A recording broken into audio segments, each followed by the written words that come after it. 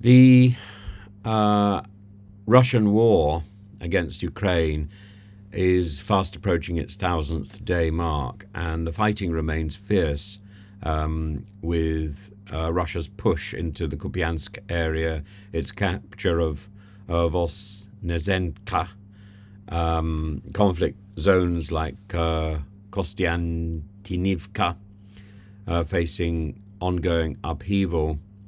The port city of Odessa suffered a severe Moscow air assault with casualties, critical damage to energy infrastructure, showcasing Moscow's sustained campaign against Ukraine's vital hubs and against civilians. This endless attack on civilians and the pressure on the Ukrainian forces at the moment in the east, despite Ukraine's resilient defense along key rail networks.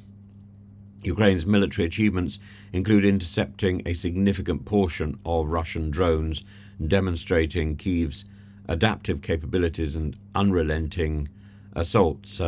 Civilians, such as those evacuated from conflict zones like Kostiantynivka, face ongoing upheaval, with humanitarian efforts working tirelessly to mitigate suffering.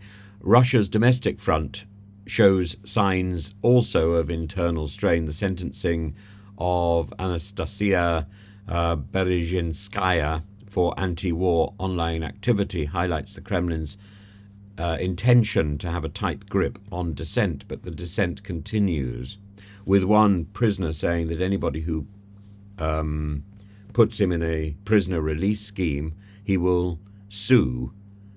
Meanwhile, Russian President Vladimir Putin's recent discourse on the New World Order and sovereign artificial intelligence has spurred mid-term educational changes to propagate state ideology, illustrating the intertwining of propaganda and governance. Internationally, Russia's openness to potential negotiations with incoming US President-elect Donald Trump hints at diplomatic recalibration, though tempered by Moscow's insistence on recognition of its own territorial gains and of course, of its definition into law of the Donbass region's Ukraine states as Russian.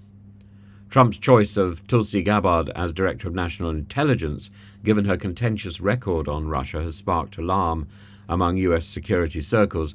Concurrently, Germany's Defense Minister Boris Pistorius emphasizes bolstering European defense and shifting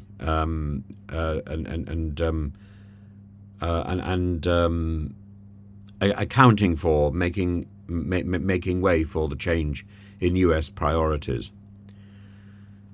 Adding complexity to this, North Korea's advances in suicide drone technology, potentially with Russian assistance, which probably is why Russians are now using fiber optic drones, deepens concerns over its expanding military alliance. Ukraine, under President Zelensky, is countering such pressures with a comprehensive resilience plan aimed at bolstering cultural and energy security, as well as defense infrastructure.